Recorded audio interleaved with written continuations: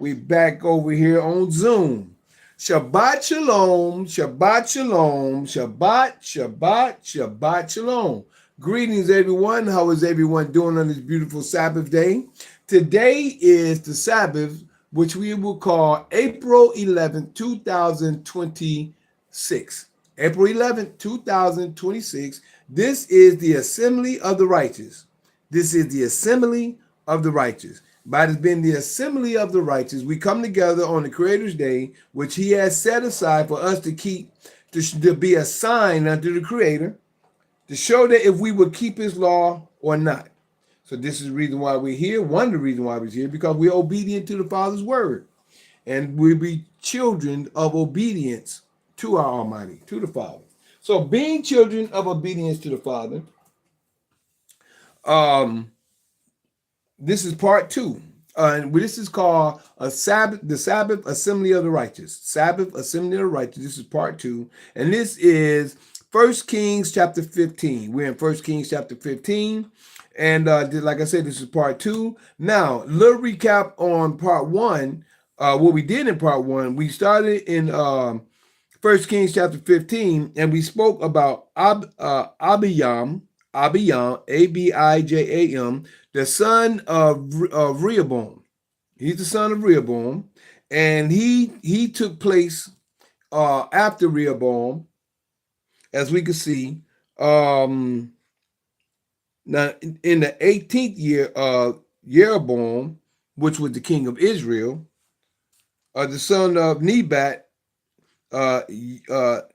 Abijam over the son of Nebat reigned Abijam over Judah. So it says, now in the 18th year of King Jeroboam, the son of Nebat, reigned Abijam over Judah. He was reigning over Judah at this time, Abijam. 3 years reigned he in Jerusalem. He reigned 3 years. He was reigning 3 years, and his mother's name was Mahakah, the daughter of Abishalom. I don't know why I said daughter. I don't know. I know not Absalom. No, but it's Abishalom. And then he did that was evil for 3 years. He walked in the sins of his father. And when you say sins of the father, I don't see where anything here at this point. I see where Jeroboam did anything evil. I don't see at this point. In 14, we see where Judah sinned, but we don't see where it says Rehoboam sinned. We don't see where that it says it here. Now in Chronicles, it may say something else. But right here, we don't see it says where Rehoboam sinned, but we see it talks about the sins of Judah in chapter 14. But over here in 15, it talks about Abijam walking in the sins of his father, which is whatever father that was. The only father I could think of at this time was the sins of Solomon. Solomon first he listened to the Creator, which we're gonna get into 4 and 5 real quick. He listened to the Creator in the beginning, and the Creator spoke to him, told him what to do, what not to do, and told him what he would give him and do all this and that. But when he got old, he rebelled against the Creator's voice. This is the difference. The voice of the Creator. What the Creator actually spoke to him. Like I said, things that was told to me 3 times. God got big plans for you. 3 times. I'm talking about what the Creator said. I'm not talking about what he read. I'm talking about what was told to him, whether it was told to him from a prophet, from the scriptures, or what was told him directly. But the point is, that's what I'm talking about. So, Solomon, as far as I'm concerned, at this point in time, Abijam, Abijam, walked in the state of his father, walked in the sins of his fathers, and I believe the only thing I could think of was the sins of Solomon when he got old, right? Verse 4.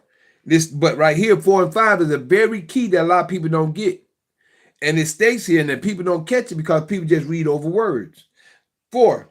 Nevertheless, for David's sake, did Yah, his father, give him a lamp. And I call this a pass. He gave, even though he lived 3 years, he was the king 3 years in Judah, he got a pass. That's what it said. Yah gave him a lamp in Jerusalem to set up his son after him and to establish Jerusalem. Nevertheless, for David's sake, did Yah give him a lamp, give David a lamp in Jerusalem to set up his son after him, which was who? His son is still the children that came through his seed, David's seed, David's sons after him, and to establish Jerusalem. That was still David's son. All the children that came through Solomon and through the kings and through Solomon's seed is still the son of David. 5. Because David did that which was right in the eyes of Yah, check this out, and turned not aside from anything that he commanded him. Anything that the Creator spoke directly to David about, he didn't turn aside from it. The only thing he did against the law, which was murder a man who was just in Israel, even though he was of another nation. Because I remember when I first read it, I said he was a Hittite. Hittite, they weren't supposed to live no way. All the other nations were supposed to die in a carnal mindset. Carnal mean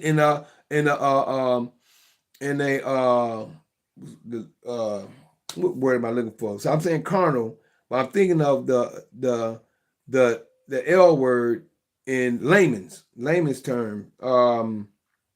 Spiritual, literal. That's the name. That's the word I'm looking for. Literal.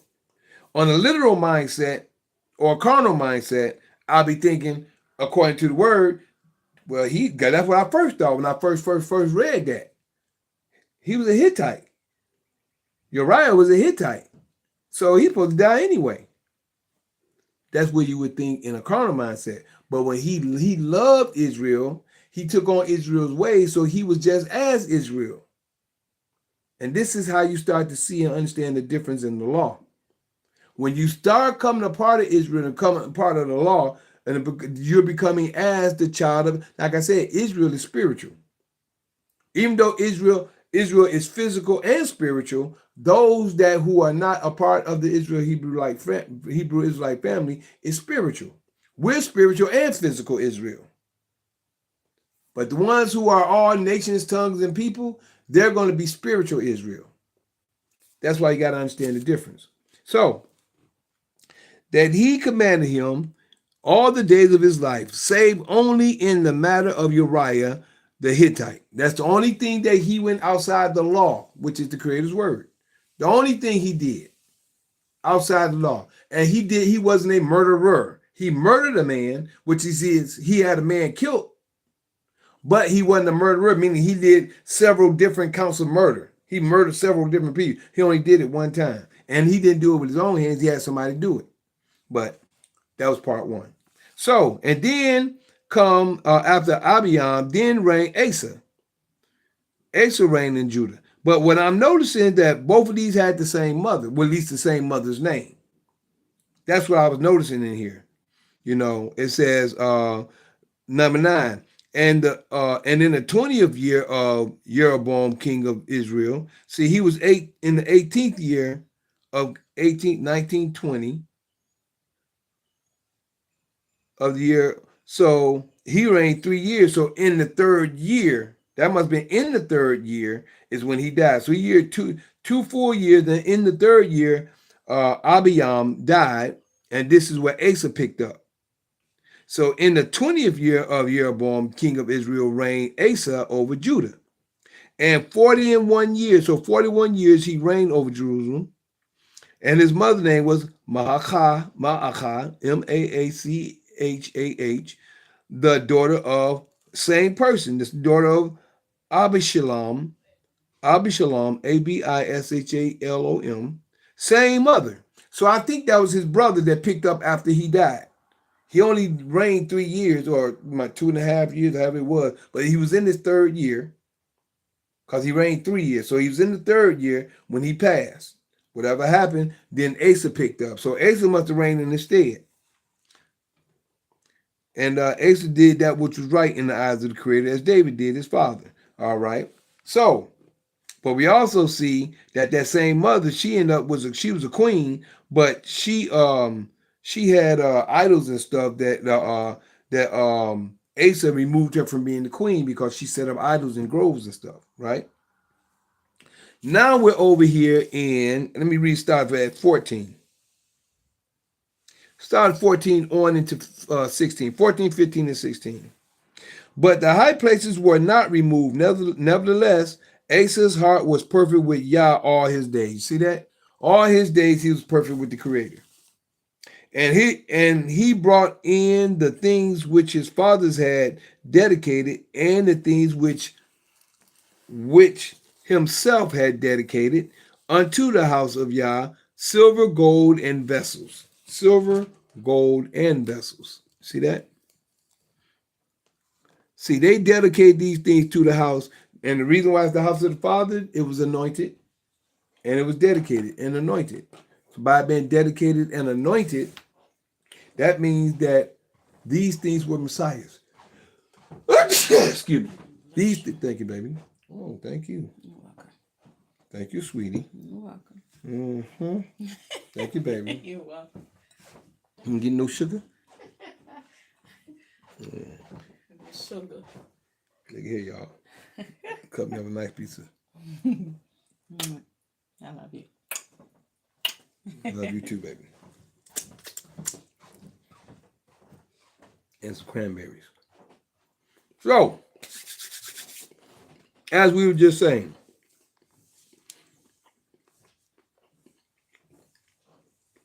and he brought in the things which his fathers had dedicated. His father had dedicated, and the things which himself had dedicated.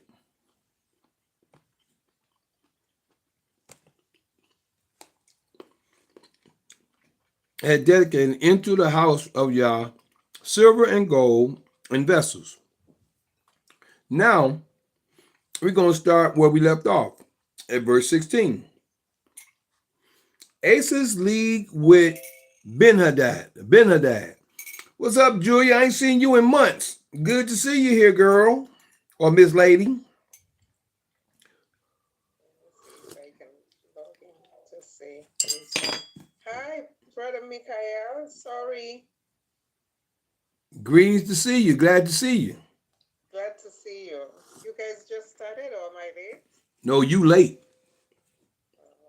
No, we in part 2. You late, but glad you're here. We just starting in part 2. Okay. We're in 1 Kings chapter 15. We're at 16. We're at the beginning of 16 now. We actually just gave a prelude of what happened in the first half of 15.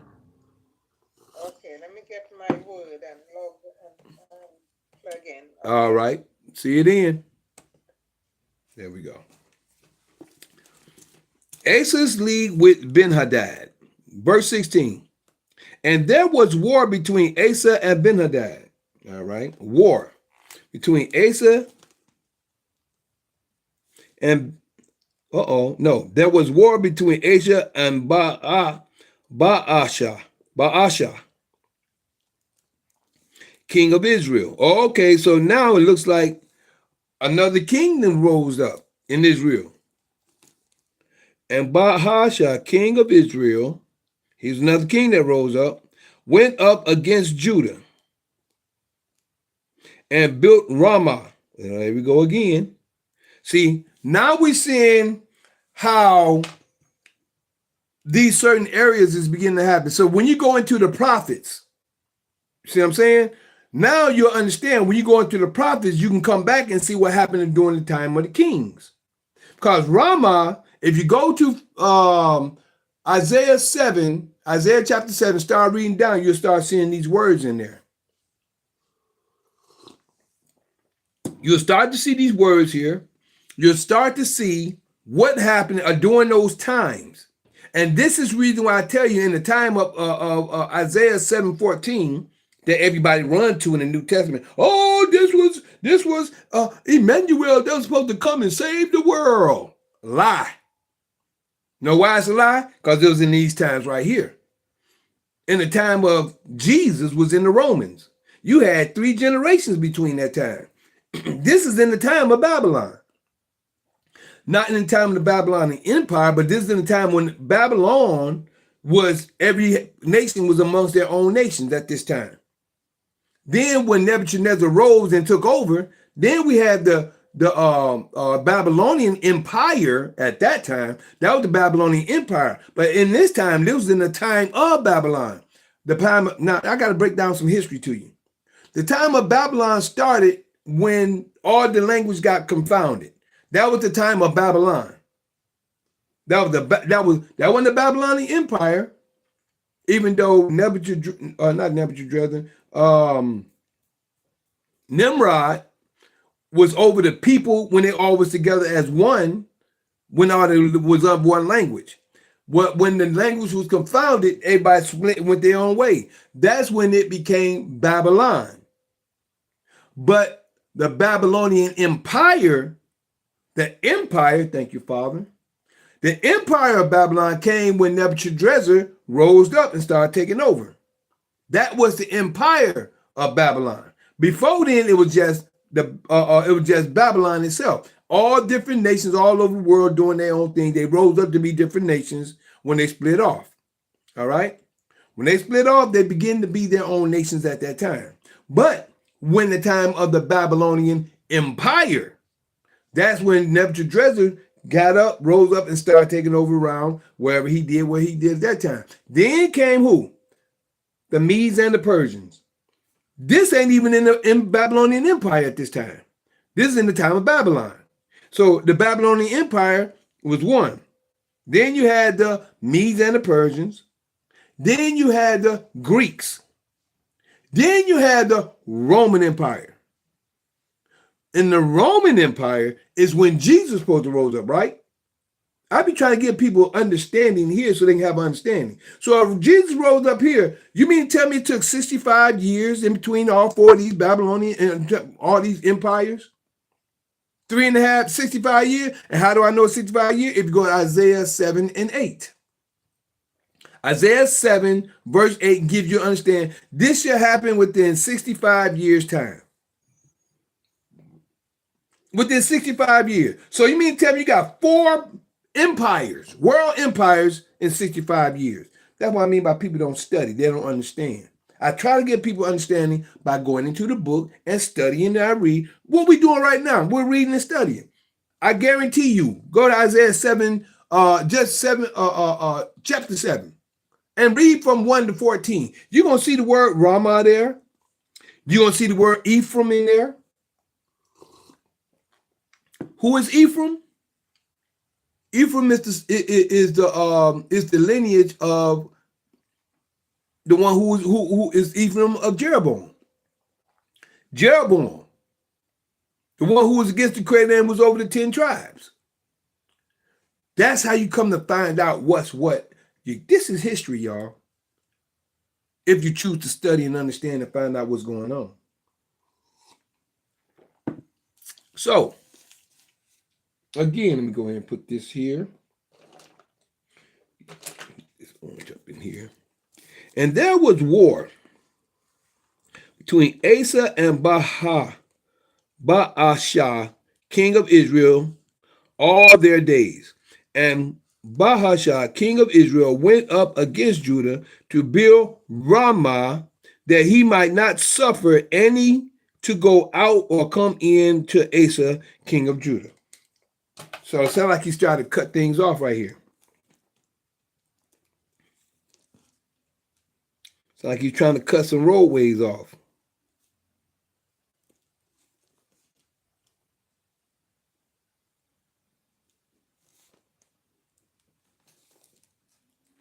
All right, verse 18. Then Asa took all the silver and gold that were left. Silver and gold that were left in the treasures of the house of Yah and the treasures of the king's house, and delivered them into the hand of his servants. All right.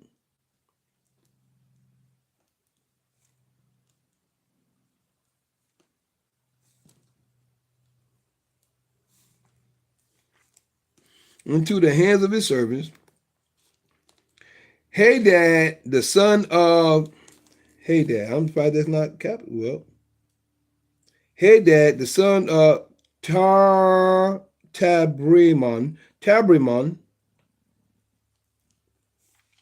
the son of Hezion, the son of Hezion, king of Syria, that dwelt in Damascus. And there's another word you're gonna see. You're gonna see in chapter 7, saying, "There is a league between me and thee." Asa did that. Oh, Ben-Hadad, that's what it was. Ben-Hadad, I didn't see that. Sent them to Ben-Hadad. I didn't see that being at first. Sent them to Ben-Hadad, the son of good.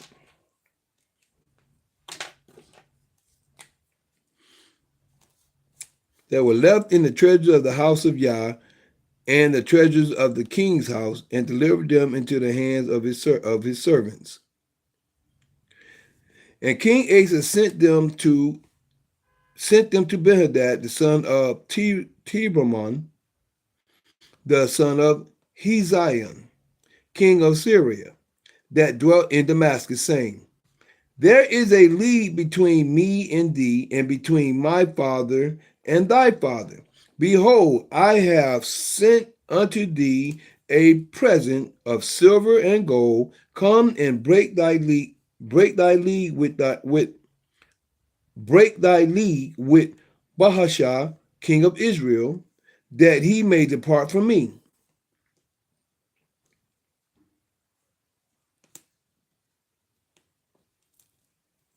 So Ben-Hadad hearkened unto King Asa, and sent the captains. Okay, he hearkened. Okay, he got with him unto King Asa, and sent the captains of the host which he had against the cities of Israel, and smote Ayan, and smote Ayan and Dan. And Abil Beth Mahakah,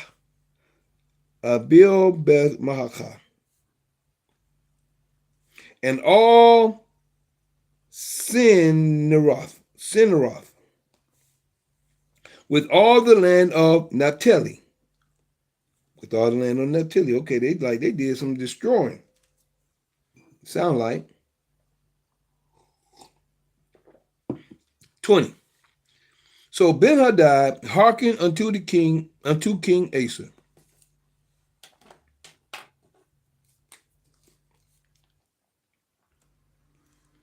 Hearkened unto King Asa, and sent the captains of the host he had against the cities of Israel, and smote Ayan, and Dan, and Abil Beth Mahakah, and all the Sintroth with all the land of Naphtali. And it came to pass when Bahasha heard thereof, that he left off building of Ramah. He stopped building, and dwelt in Tarza.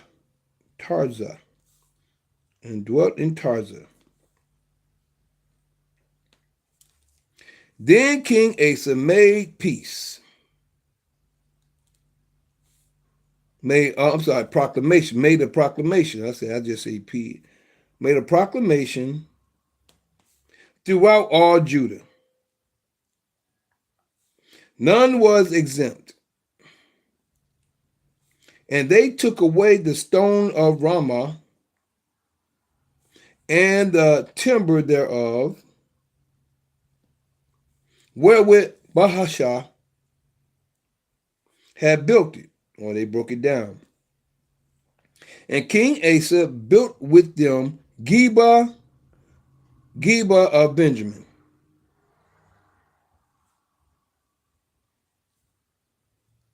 and Mizpah. All right. And say the rest of all the acts of Asa, we go. The rest of all the acts of Asa and all his might and all that he did and the cities which he built, are they not written in the book of the Chronicles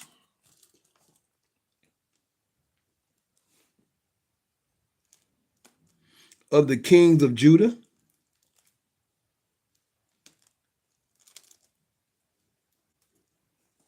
Nevertheless, in the time of his old age, he was diseased. Here we go, right here. In the time of his old age, he was diseased in his feet, diseased. Nevertheless, in the time of his old age, he was diseased in his feet. And Asa slept with his fathers and was buried with his fathers in the city of David, his father. And Jehoshaphat, one of my other good ones I like,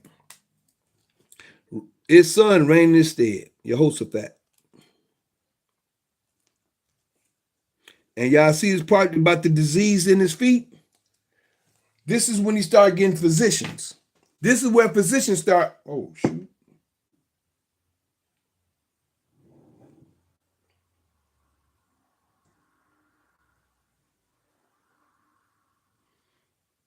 Oh, man, this mother went off on me. And come back with this one.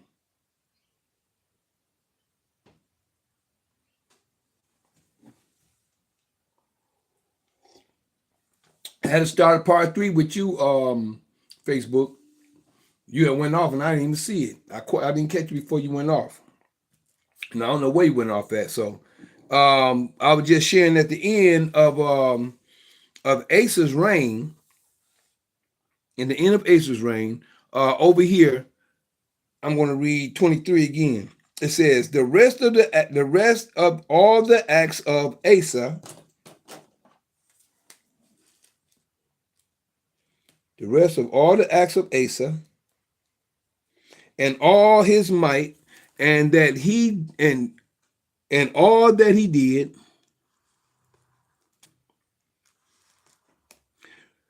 and the cities which he built, are they not written in the book of the Chronicles of the kings of Judah?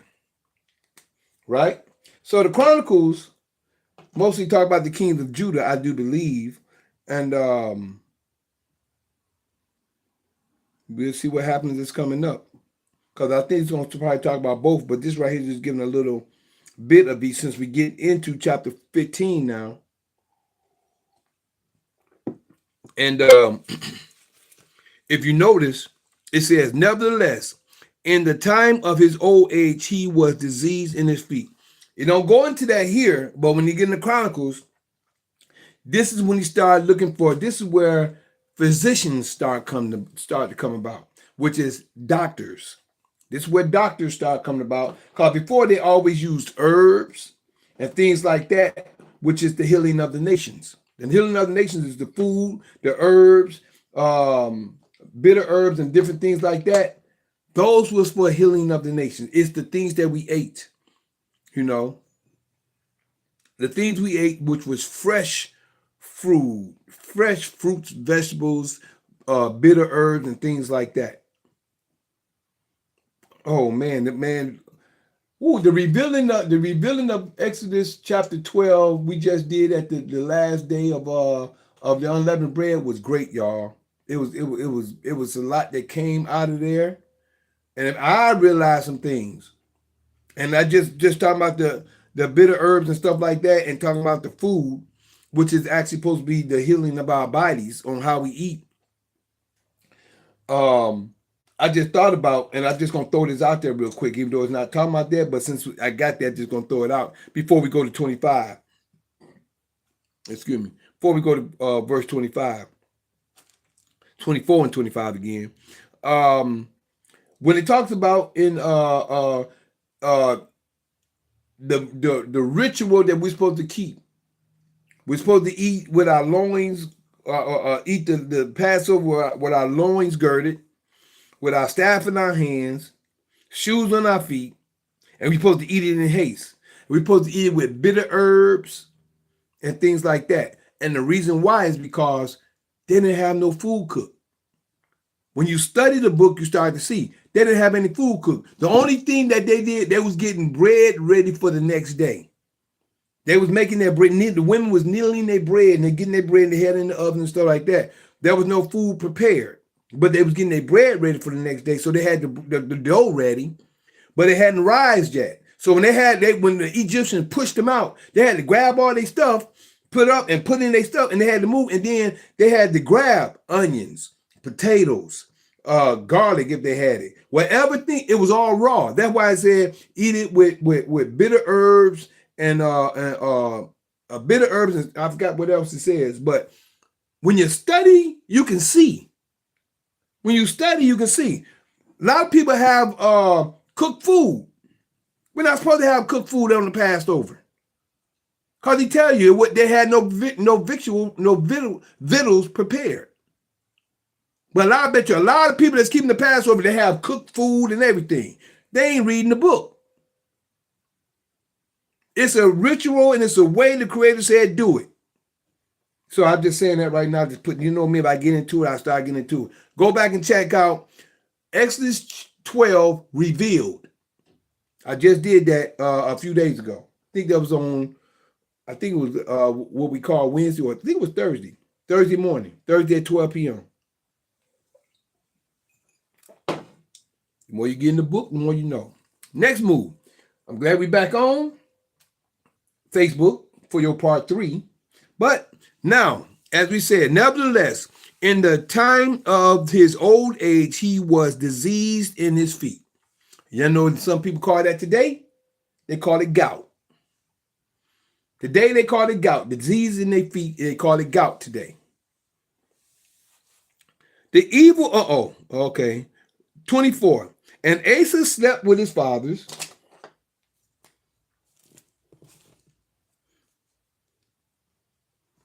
And Asa slept with his fathers and was buried in his father, buried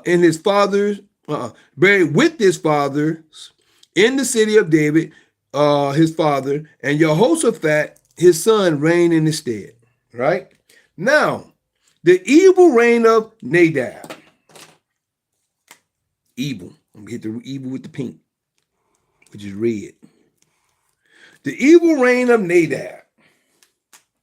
The wicked reign. All right, there we go. The evil reign of Nadab. We going in and we're seeing the kings as they are. You know what I'm saying? 25. And Nadab, the son of Jeroboam. You see that? Now this is Jeroboam's son. Nadab, the son of Jeroboam. You see that? This is the seed of Ephraim. Moving through, because Ephraim is in charge. Ephraim is over the 10 tribes. And Nadab, the son of Jeroboam, began to reign over Israel. See? The 10 tribes. In the second year of Asa,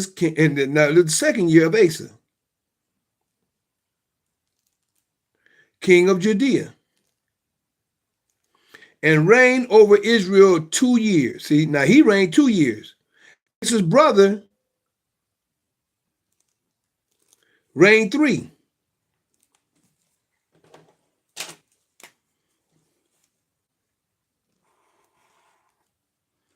Nadab, the son of Jeroboam, began to reign over Israel in the second year of Asa, and reigned 2 years. And he did evil in the sight of Yah, and walked in the ways of his father, and in his sin, wherewith he made Israel to sin. See, they made Israel to sin if you're walking in that way. But Judah, they knew the way, but they was doing sinful works, besides if the king was doing it or not. The whole difference is, like I shared in the beginning, or like I said, the end of 14. When you look at the whole book of 14, Jeroboam, he did evil. Rehoboam, It wasn't Rehoboam, but it was Judah that did evil. You know what I'm saying? So you got to look at the difference on what's being said. So again, verse 26 over here, verse 15, in chapter 15. And he did evil in the sight of Yah, and walked in the way of his father, and his sin wherewith he made Israel to sin. And Bahashah, the son of Ahiah, Baasha, the son of Ahiah, that was the prophet, of the house of Issachar. Oh no, of the house of Issachar. Nope, that wasn't the prophet then. Conspired against him. And Bahashah, the son of Ahiah, of the house of Issachar. See, that was a different person, a different people. Conspired against him, and Bahashah smote him in Gibbethon, which belongeth to the Philistines. For Nadab and all Israel laid siege to Gibbethon. Now, remember the promise and remember the prophecy. The Creator said, Jeroboam, all your seed will be many will be slaughtered in the city or in the field, and the dogs going to eat them in the city, or the birds of the air going to eat them in the field. Now, this is Jeroboam's son right here. Nadab, Jeroboam's son, the son of Jeroboam began to reign. This is what I mean by sticking with the story. When you start seeing when the Creator speak, you start to know what's going to happen, when it's going to happen, and how it's going to happen. The Creator say something way back here. Way up here, people don't even know what's going on. Oh, this happened and that happened, but they don't even understand why. You got to go back and find out what the Creator said back here, which is prophesied. That's how it's going to come to pass. Israel 2 years. And he did evil in the sight of Yah, and walked in the way of his father, and in his sin wherewith he made Israel to sin, which was Jeroboam. Nadab did the same thing that Jeroboam did. And Bahashah, the son of Ahiah, the house of Issachar, conspired against him, and Bahashah smote him at Gibbethon. He smote him at Gibeon, which belongeth to the Philistines. For Nadab and all Israel laid siege to Gibbethon. 28.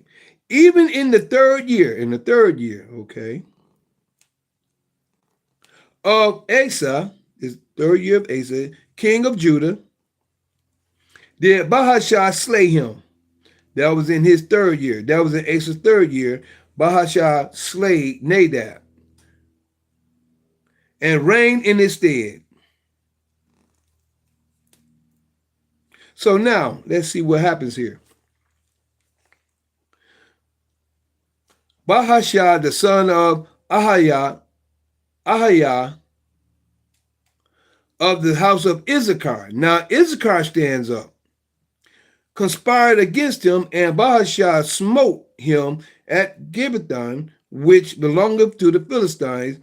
For Nadab and all Israel laid siege on Gibbethon, even in the third year of Asa.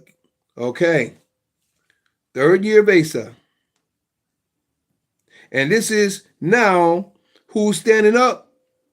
Issachar is coming standing up. Let me put this where I can see it.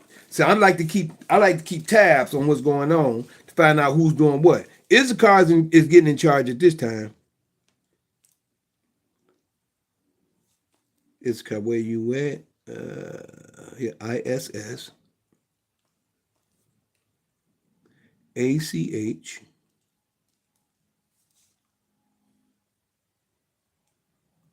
AR. Issachar. Now, Issachar is taking place. Issachar is standing up. Let me make sure I put this in there. I don't know if he's going to do right or wrong, man, but let me see what I'm going to put here.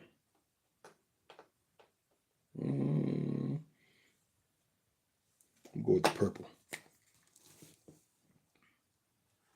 Bahasha, the son of Ahiah, the son of Issachar, conspired against him, and Bahasha smote him in Gibbethon.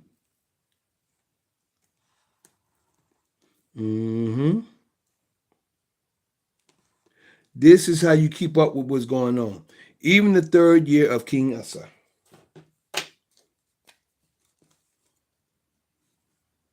28. Even in the 3rd year of King Asa did Bahasha slay him and reign in his stead. All right. 29. And it came to pass when he reigned that he smote all the house of Jeroboam. See that? You see that? All the house of Jeroboam. And it came to pass when he reigned, he smote all the house of Jeroboam. Any that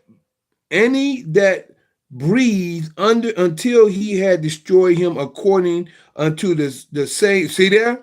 The saying of Yah.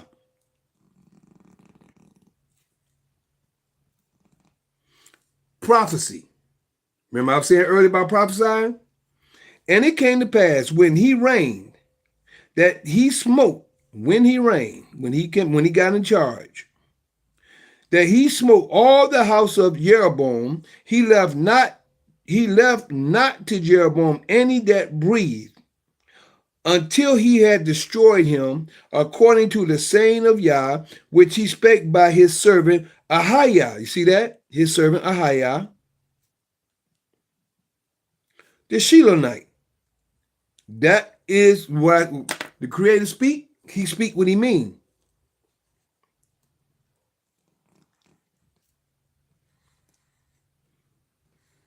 I keep telling people, you got to understand when the Creator speaking.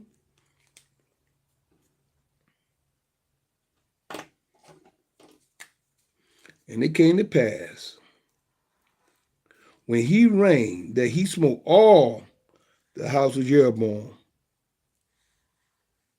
and anyone that breathed, to destroy him, to destroy him, according unto the saying of Yah, which he spoke by his servant Ahiah the Shilomite. 30. Because of the sins of Jeroboam, of the sins of Jeroboam, which he sinned, the Creator giveth, and the Creator taketh away, right? And which he made Israel to sin, which he made Israel sin by his provocation. What I just read to y'all over here at the end of 13. I'm gonna read that one more time. 13 verse 30, 1 Kings 13, 33 and 34 states, after this thing, Jeroboam returned not from his evil way, but made again of the lowest of the people priest. No different than the Roman Empire during the day in their colleges. Everybody go, I'm going to be I'm studying to be a preacher. I'm studying being a priest. After this thing, Jeroboam turned not from his evil way, but made again of the lowest of the people priests of the high places. Whosoever would, he consecrated him, and he became one of the priests of the high places. Might well say he became a high priest of the places that they were at. And this thing became sin unto the house of Jeroboam, even to cut it off. You see, even to cut who off? Jeroboam's seed. And to destroy it from the face of to destroy Jeroboam's seed. And then what happened? What we just read? What are we reading? We just read it. 29. And it came to pass when he reigned that he smote all the house of Jeroboam, and left not to Jeroboam any that breatheth, until he had destroyed him accordingly unto the saying of Yah, which he spake by his servant Ahiah the Shilomite. Because of the sins of Jeroboam, which he sinned, by which he made Israel sin, by his provocation, wherewith he provoked Yah, of Israel to anger. See, people don't really know he mad. The Creator's mad today. The Creator's mad today. He's angry because, but he also makes it. This is the whole point. People don't understand the word of Yah, the word of the Creator. He said in Genesis 15, 12 through 14, that we're going to be in the land of our enemy. We're going to serve them for 400 years. He said we're going to serve them for 400 years. Then I'm going to judge that nation. He didn't say how he's going to do it, but he said he's going to judgment. It's 4 judgments according to Ezekiel chapter 14, verse 12 through 23. 4 judgment. The famine, meaning there's no food because the sun and cooked it, or the grasshoppers and ate it all. The famine, the pestilence is sickness, like the coronavirus, smallpox, whether man made it or not. The whole thing is it's the pestilence, which is a sickness that goes down. Smallpox, stuff that's going to actually make people die from a plague. I might as well put it like the plague is the pestilence. The animals, that's number 3. Animals, he said, the noisome animals or what have you. You got all kind of animals. Then, like I just said, the grasshoppers, their noise. You got what happened in Australia about 10 years ago. You might as well say now. In Australia, you had spiders, frogs, snakes, and rats. I remember them in Australia, maybe about 10 years ago. All across the land in Australia. Noisome beasts. That's the 3rd one. The last one is the sword. The sword is what? The sword that's been going across the earth all this time. The sword is your armies. The sword is the armies, navies, air force, marine. All that's a part of Esau. By thy sword shalt thou live. Meaning, in layman's terms, by war shalt thou live. And like I said, I don't care if it's from the war that's going on in Afghanistan, Iran, or whatever's going on across seas now. From them big wars all the way down to y'all bickering like this. That's still war. That's still warring. When you're against each other, I don't care. You out there on the baseball field, basketball, baseball, the sports. That's still war. It's nothing but the gladiators in this day and time. Doing what? Got to find a winner. We got to win. Whichever one they're going to do, even though it's in sportsmanship or whatever they want, it's still warring. What is this doing? It's attracting attention. One side against the other side. See, the Father said we're supposed to reason together. We're supposed to be walking together. You see this look like angels? We're supposed to be together. This side and this side. Hook up. We walking together in unison. Doing the Creator's word, doing the Creator's will. That's in unison. But as long as you warn, they are in charge. They're going to stay in charge. And right now they got, even though people are out here getting on the auction block, getting sold on the auction block, when they go in and pick we're going to pick this one to be on our team. We're going to pick this one to be on our team. That's nothing but the auction block. Still slavery. They getting paid, even though I'm about to go deep, even though it's coming out of their own QSIP, out of their account, but they're getting paid. They're getting paid a greater sum. But then again, they're gonna try to control you and what they're paying you. What they do with the brother when he showed from Negroes from Hebrews to Negroes, from Hebrews to Negroes. He just posted that and they tried to persecute him. You know what I'm saying? They still control you. That's what I'm trying to get people to see. Same thing in the scriptures. Same thing today. But people can't see.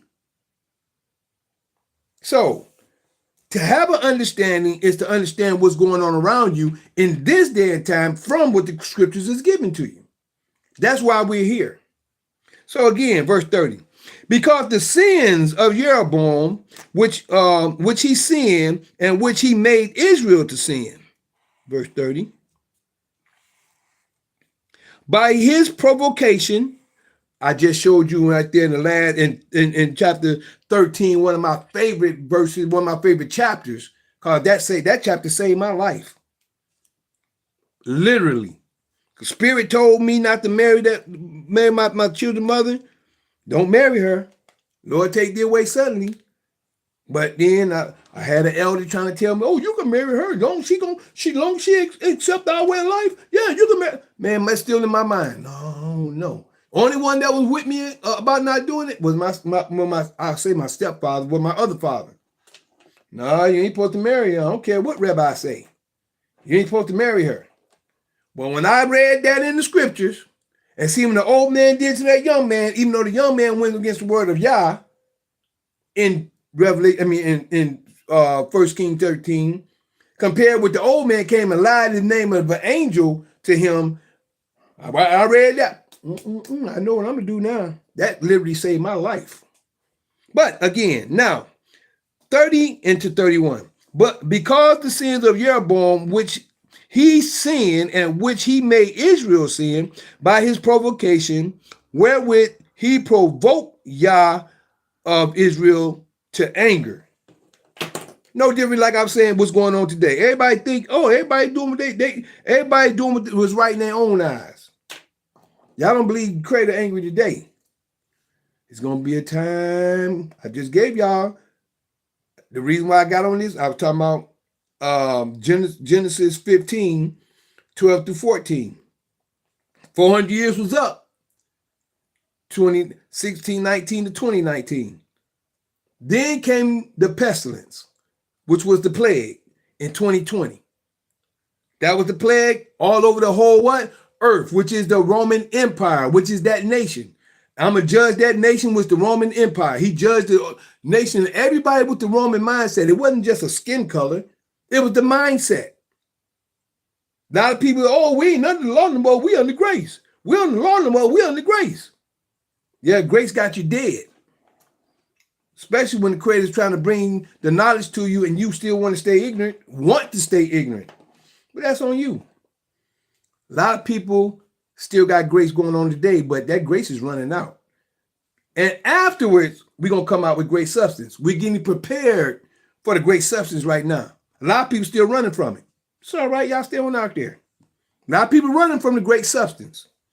And another thing, we're not only with the great substance, a lot of y'all out here, I'm going to say it, I'm going to put it out here. God, well, I'm going to say it because Father gave me the mind to say it. I'm going to say it right now. A lot of y'all are worshiping, and y'all don't realize y'all worshiping. If y'all can't let go of something to get something better, you are worshiping it. If your mind is so busy on one thing because of whatever, because at one time you never had it. Just like before I went to Germany, I didn't want to leave my children. I'm going through hell with my children's mother. I did not want to leave my children. And it was my same father that told me, long story short, at one time you never knew him. I didn't want, he said, you're going to always come back. You can go over there to see your sister over in Germany. You always can come back and come back whenever you decide to come back. He even said the children come looking for you. He told me all kinds of scenarios because I was making excuses not to go. I wanted to go, but then when he said at one time you never knew him, it was like something snap. Ping. Okay. I'm going through all this hell. I'm trying to spend time with my children, and she's keeping them from me, and she calling police, and she playing with me. And when he said at one time you never knew him, it was like a snap. Yeah. One time I didn't know her. One time I didn't know a lot of things and people or whoever. At one time I didn't. That don't mean I don't love them. But that don't mean that I have to stop my life and go through hell for somebody that don't appreciate me. Do you know that changed my life? Just that statement changed my, I ain't got to worry about hell no more. I ain't got to worry about chasing nobody. I ain't got to worry about kissing nobody, but I ain't worried about trying to please nobody. That changed my life. So now I care, but I ain't going to kiss your butt. I ain't kissing nobody but the Father is who I'm with. And I ain't got to kiss his butt because all I got to do is do what he say do. He's our Father. So if you can't let what you have go because at one time you never had it. I don't care. Everything we get come and go. You see stuff, they build stuff every day and they tear it down. Be thankful you have your life. Be thankful you're in a position to be in to do something about certain things. But until you get yourself together and get creator in your life and put the creator first, anything else, what happened to Job? Just putting this out there. What happened to Job? Job had what he had. Hold on for a minute. Job had what he had. He lost children. He lost a lot of stuff. But what ended up happening? He stayed firm in the creator and he got double and more than what he had in the end. That's your life. This is what we're going through right now. We're going through this, getting prepared for the substance. But you have to get in place to be prepared. I was telling you earlier about being prepared. If you ain't prepared, that's on you. And we got to stop trusting in man. That's another thing. Don't put your trust in man. Put your trust in the creator. Me, I'm just a voice that the creator given me to give to you to see things for yourself. I'm not telling you, well, trust me, what I say. No, I would give you something. It's up to you to accept it or reject it. That's it. We'll keep it moving. Now, the rest of the acts of Nadab, verse 31. Now, the rest of the acts of Nadab and all he did, are they not written in the book of the Chronicles of the kings of Israel? See that?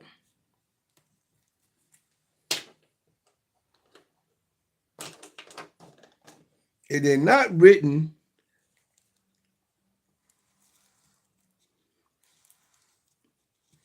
in the book of the Chronicles of Israel.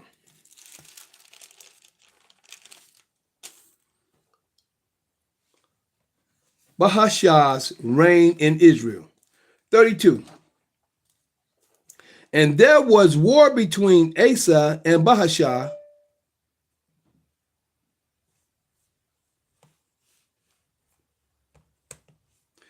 and there was war between Asa and Bahashah, king of Israel, all their days. Good to see you, Miss Miller. Glad you can join us, even though we're almost done. And No, I was listening on her phone. okay, that's good. Thanks for being here, my sister. Okay. Bahashah reigned in Israel. And there was war between Asa and Bahashah, king of Israel, all their days. Okay, Bahashah. Let's go back and see who Bahashah was again. Bahashah, okay, he was Issachar. He was of Issachar. So now he has become king, Bahashah. He became king of Israel, but he was of the seed of Issachar. So this is now the seed of Ephraim has fell off, which was not the full seed, but the seed of Ephraim through Jeroboam. Jeroboam is just one seed out of Ephraim, but that was the seed that the creator made king. So he gave him the 10. The next thing you know, his seed died off. Now Issachar is in charge, which is the seed of Issachar. King of Israel all their days. Now they was at war all their days. In 33. And say in the third year of Asa, in the third year of Asa, king of Judah, began Bahashah, the son of Ahiah, to reign over all Israel in Tirzah. 24 years. Oh, he reigned 24 years. He reigned over Israel 24 years, and he did evil in the sight of Yah, and walked in the way of Jeroboam. See, Jeroboam was over the 10 tribes in Samaria. He caused all of them to follow that, but that don't mean that they didn't have the law to turn back to the creator. But this is what was going on in Israel. And in his sin, wherewith he made Israel. See, now he made Israel to sin as well. Because he could have turned everybody around to do the right thing. So in his sin, he made Israel to sin. So that was in the third year of King Asa. Asa.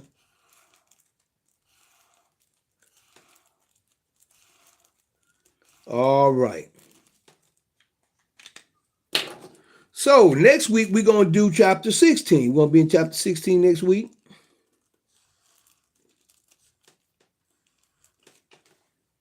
But other than that, since we're right here, now let's open up to hear something from our people over here. What do y'all have to share? Sister Nicole, Cass, Sister Joanne, Julia, you came in a little late, and also Sister Miller, but you said you was listening on your mom's hookup. So, what somebody and y'all want to share anything that y'all heard today that may have sparked some information or made that you learned out of this information today? Is there anything y'all want to share? Anybody? I want to make reference to the example of Job that you brought forth. Mm-hmm. Because when this this wrongful evil act happens to me, I really had to really focus and it's not me alone, because as we all know, nobody wins and nobody makes it alone. But I thank God for keeping my mind, because when I looked at all the successes that God had given me, Mm-hmm. when I looked at the piece of property that He blessed me with, and year round it had fruits on it, there is nothing that I planted that didn't prosper. Um, I sell fruits from locally from Florida to the rest of the states. I give a lot away through the ministry in Mm-hmm. my hands. And I couldn't believe that God would allow such wickedness and evil to happen to me, because in my own mind, I believe that if God bless you, it's forever, right?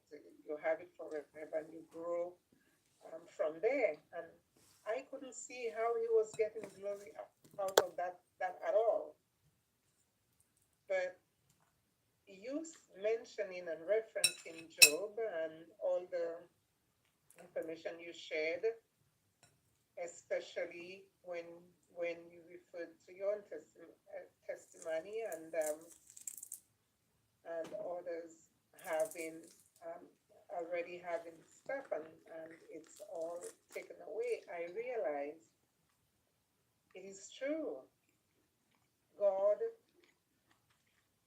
allowed the enemy not to touch my life, even though I was almost, you know, I would say losing my mind, and so many cloud of darkness like surrounded me. I am encouraged today for hearing you even verifying that.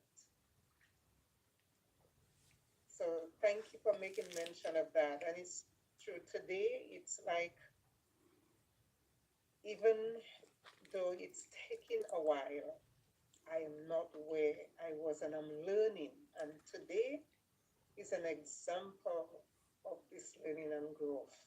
And thank God for using your mouth to say that, because He's reaffirming to me again, you have your life.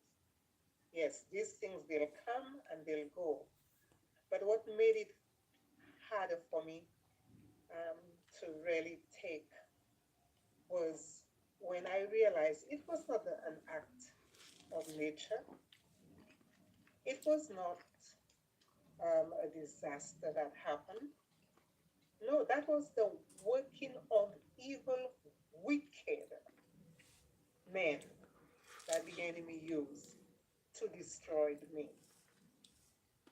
that was the hardest thing. And when people tell me, oh, Julia, well, think about all the hurricanes that happened and all the things that people go through.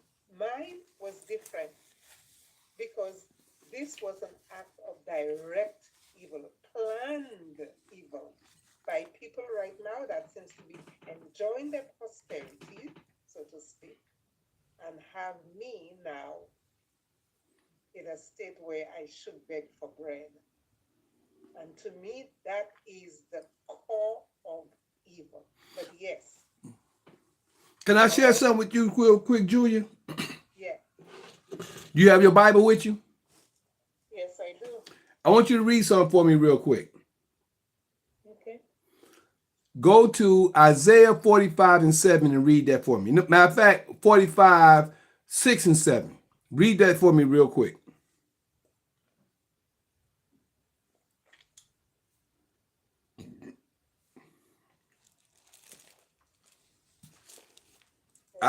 Isaiah 45. And we're gonna get with you, Miss Miller. We're gonna get you. I seen your hand up. I want to make sure I want to get this corrected real quick. Or not really correct. Just some information that need to be stated. 45. We just say 5, 6, and 7. I just need you to read that real quick.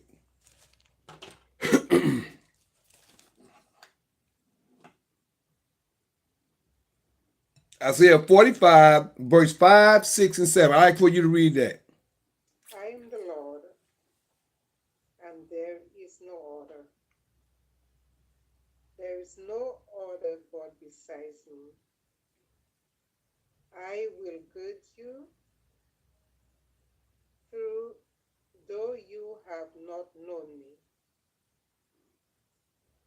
Though they may, hold on, where's my glasses? Sorry.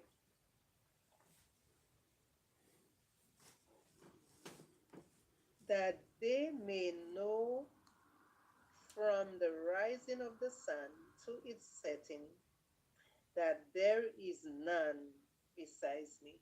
You heard that, right? I am the Lord. You said none besides me, right? Yes. Okay, keep it moving. Yeah, I finished you. Oh, 7, you said. Okay. I from the light and no, I formed the light and created darkness. I made peace and created calamity. I, the Lord, do all these things. Repeat that last sentence. Just the I, the Lord part. Repeat that. I, the Lord, do all these things. Say that one more time. I, the Lord, do all these things. Now, I want to read that from what I have, and I want to break something down for you. Verse 5, 6, and 7. I am Yah, and there is none else. It says Lord, but I'm saying according to the Creator's name, from what it says in Psalm 68 and 4. I am Yah, and there is none else.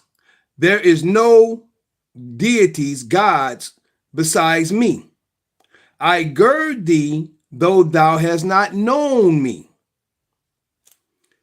6. That they may know from the rising of the sun and from the west, from the rising of the sun, which is in the east, and from the west, that there is none, no thing. There is none besides me. I am Yah, and there is none else. All right? I'm saying this for a reason. I form the light and create darkness. I make peace and create evil. I, Yah, do all these things. Now, the reason I had you to read that is because it was some statements that you was making that I want to correct. All right? And this is the problem of the world today. And I want to just correct these statements so it can be understood. People can do what they want to do, but I want to correct these statements, right? Now, People are quick to say the devil did, the devil did that, the devil, right? I agree that there is a spirit of evil. Even though that spirit of evil, let's look at Job. And I'm going to go back to this in a few seconds. That spirit of evil, remember when the quote unquote, the children of the father and then the devil was there as well. But who challenged the devil to go at Job? It was the creator. He said, have you considered my servant Job? So he was putting him to the test. He said, well, this and that. So he actually took on with the creator. He said, have you considered see, the creator considered that. The devil couldn't do nothing unless the creator allowed it to happen. So no different than the things that has happened to you, me, and anybody else on this platform or anybody else in the world.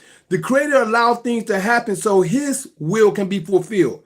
How do I know that? Let's go right here real quick. 46. My girl, Nicole, she's finally got on. She's not fine. She's on this point, but she understands. 9 and 10. Isaiah 46, 9 and 10 states, remember the former things of old, for I am Yah, and there is none else. I am Yah, and there is none like me, declaring the end from the beginning and from ancient times, the things that are not yet done. Stuff that ain't even done yet. He's declaring these things, saying, my counsel shall stand, and I will perform, and I will do all my pleasure. Everything the creator does is of his pleasure. He allows things to happen. If something that he don't allow to happen is not for his purpose. So we have to stop giving the devil credit. The devil did, the devil that. Now, what I would call the devil is the system, which the same system took away from you the things that they took from you. The system did that because the people are of the system, which is the corporations, which is greed and trying to take everything from the people, which first we got to get back to Yah. That's number one. That's why I keep telling people in our class and everywhere else, get in your office. Once you get in your office, everything else is going to be laid out for you. But you have to get in your office, and it's things you have to do. Not just get in your office and sit down. It's things you got to do. You got to work. All the stuff that's owed to you, you got to stand up for. It said my people are destroyed for lack of knowledge. If you ain't trying to get in here and get the knowledge that you need, you sitting back, you let somebody else do something for you, you ain't doing the work. So the key is getting in here and do what you need to do by either coming to class to find out the information, getting the information where the creator has given someone to give to you, or sit back and you keep waiting and see what's going to happen. So my main thing is I made my promise and I'm doing my promise. I'm an ambassador of the creator. I'm speaking in the name of Almighty according to his word. I'm not giving you my point of view. I'm not giving you my will. I'm giving you an understanding of the word, no different than what I'm doing right now. So everybody that's sitting out here talking about the devil is the devil, you giving another deity praise and don't even realize it, not even realizing it. We got to stop saying the devil this and the devil that. We got to recognize what's going on and what we got to do about it, because the creator dwells within us to do the things we need to do to take care of the situations that's happening around us. And until we step up, it's your own fault. And you're pointing the finger, the devil, who you pointing at? You got three pointing back at you. What are you going to do? Number one, get into his word first and start seeing what he say, do no different than we're explaining and breaking the stuff out today. As we explain stuff today, we start to see things a little clearer. The more we start to see things a little clearer, we get closer to the creator. We get closer to the creator. The creator going to open the way for you to walk through. But until you get there, your mind is either in another place, worshiping something else, and I don't care how small that item is or how big it is, until you get your mind on Almighty and keep your mind there, your mind going to always be on something which is an idol that you may not even realize you're worshiping. The stuff is in the past. Think about your future and where you're going. Because everything that's here belongs to us. Not just one piece of land or one house or a street over there or my children where they was and then I left. I'm back now, but like I said, I'm not here to kiss butt. I'm here to help, but I'm not here to kiss butt, period. So I just wanted to share that. We got to stop feeding our minds that the devil this and the devil that. We got to recognize we got to get in the position to do what we need to do so we can be in a position to make things happen. And if we keep getting on and getting off, we'll never get to where we're going to be because we keep starting and stopping. We got to get on, stay on the path and keep it moving. Why? Because the race isn't given to the swift or the strong, but for those who endure until the end. There we go. Miss Miller, what you got to say, sis? I seen your hand up a little earlier. Oh, I put my hand up by accident at first, but then when Julia said, she started off saying she wanted to. Hold on. I'm trying to try. She started off by saying that she wanted to thank God for her sanity first. That's true. She said, and I agreed with her on that. And then how you went into saying that the people deliberately did this and they deliberately did that. And the way you're talking, I can tell it's your emotions. Yep. Exactly what Mikael just said. If I could have said it like that, I would have said it just how he said it, because God's not going to put you through anything that you cannot overcome or handle. So you started off good saying that, thank God for my sanity, because you still have it. So you still have room to grow, because I feel exactly how you feel. But the thing is, when my situations happen, I don't let my emotions get the best of me. If you move with emotions, then that's when you know that's the devil too. When you're moving with emotions. That's true. Because that's how they want you to feel.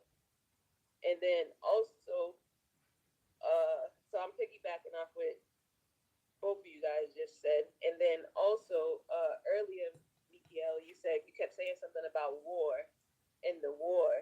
And I think I remember I told you and Joanne that I had randomly, when I had sent I think it's when I had got all my documents when you guys had signed, I had ran into a guy and he was talking a little bit about what we were talking about, not even knowing him and never meeting him. And he said that we were slavery, we are prisoners of war. That's what slavery is. That's what he was saying. I couldn't remember exactly what, because I remember I told you guys that I had met a guy, he was kind of talking, but it was in the middle of the night. I couldn't remember exactly what he said to tell you guys, but that's exactly what he said. Slavery is basically we are prisoners of war. And then you kept saying war today. And in the scriptures that we were going through, everything was war. So that's what I wanted to say.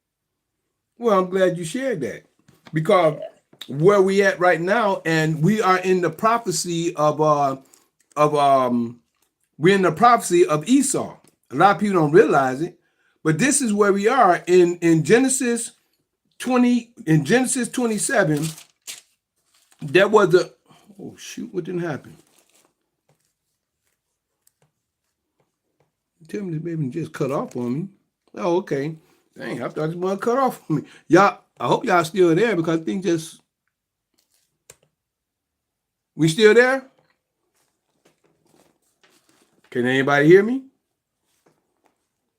I'm here. Good. Okay, good. This thing went Zoom. I wondered if something happened. But Genesis 27, real quick. I just want to share this with you. This is the beginning right here. Genesis 27, verse 39 and 40. This is the blessing of Esau. And this is what I was trying to share earlier. This is Esau in charge of the world right now, literally. We got the spiritual point, and we got to get the spiritual point in what we're growing and knowing, in the information that me and my wife been sharing with you. This is spiritual. A lot of people don't know it, but that paperwork is really spiritual. And once you get into your executive office, private office, you can actually see and feel the difference. But not only when you get there, you got to work when you get there. It's not just getting into the door and shutting the door. You got to make your move to the chair. You got in the house. Now you got to get on to the back of the house where the chair is sitting at that's waiting for you, or get into the kitchen where the food is at. Not just at the door. You done made it through the gates. Now you got to travel through the house to get what you need. So physically and in literal in our layman's term, this is where we at in the world today. We under the rule of Esau. As I said in Genesis chapter 15, you're gonna be in a land that you know not. There you're gonna be serving your enemies for 400 years, which is where we at right now. And that enemy is you being in bondage, or should I say which is you being under bond paper. Might as well go there. Bond paper. You know what I'm saying? That was said, no man will buy you, which is Deuteronomy 28, verse 68. And no man will buy you. No, they're not buying the physical, they're buying the paper. That's why this is always on your number and name is always on the stock. If people really understood the full contents of the scriptures, they could see everything that's happening today. So on the same note, what I was going to share with you is this. Verse 39 to 40 states, and Isaac his father answered and said unto him, unto who? This is Esau. Behold, thy dwelling shall be the fatness of the earth. He got the earth first. That's the fatness of the earth, what we see right now. He got the fatness of the earth and of the dew of heaven. That means that he's got everything first. Now over here in 28, it says, therefore God give thee of the dew of heaven, that's us, and the fatness of the earth. Even though we got the blessing first, which is actually the birthright of Esau, that is the blessing. But it was sold to him anyway. But over here, it says to Esau, and Isaac his father answered and said unto him, behold, thy dwelling shall be the fatness of the earth and of the dew of heaven from above. The key is this, and by thy sword shall thou live. As I was just sharing with y'all about war, this is Esau's plane. Everybody that's a part of the system, a part of the corporation, is a part of Esau's, it's part of Esau's. Everybody is part of the system. Why? Because they are part of the ward. The ward is what? The ward is over the state. The ward of the state is over the people. The ward of the state is nothing but paperwork. The ward of the state is nothing but paperwork over the citizens and over the shall I say, the officers, the judges, the cops, the prosecutors, the lawyers, the attorneys, everybody. The ward of the state, nothing but paperwork. That's all it is.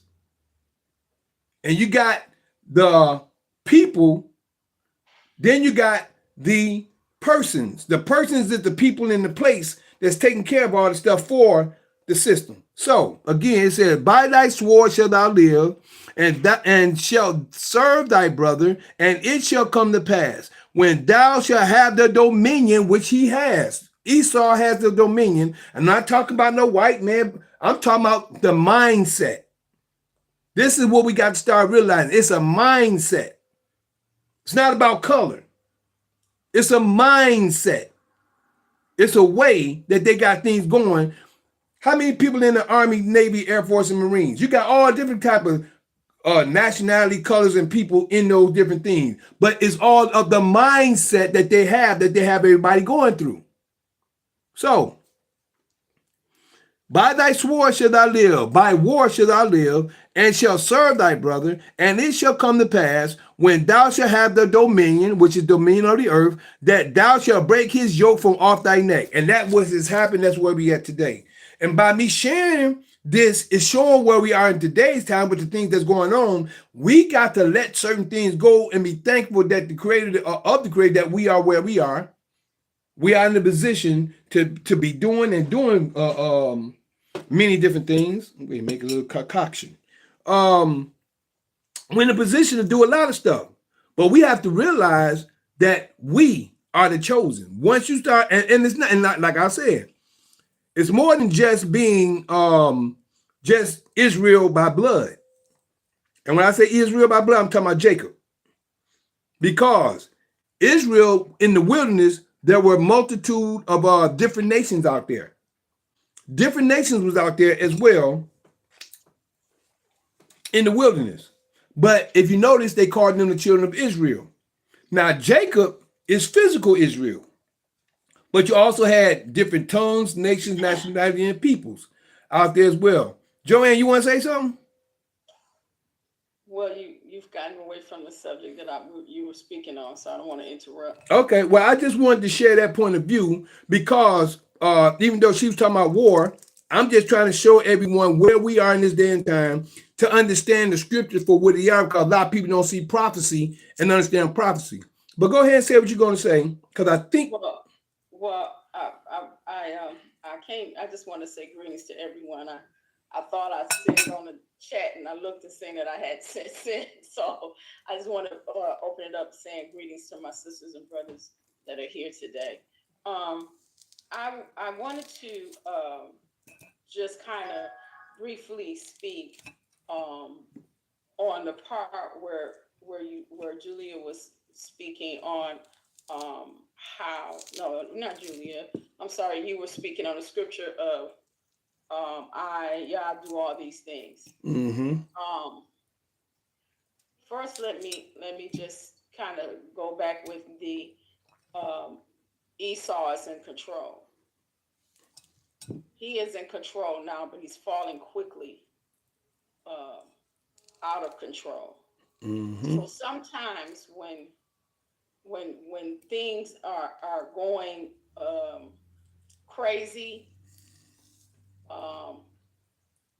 according to Esau and the system, according to the system, when they are losing control, they get out of control. I'm kind of all over the place, but I'm making a point. There was a time where we were at a restaurant, and I think we were ordering like some vegetable dishes and rice, and you might remember this. And you had left and went to make a sale, I think. And I was waiting for the meal. And at the time I was sitting and I was waiting, I was kind of just scrolling through my phone, looking at information and stuff.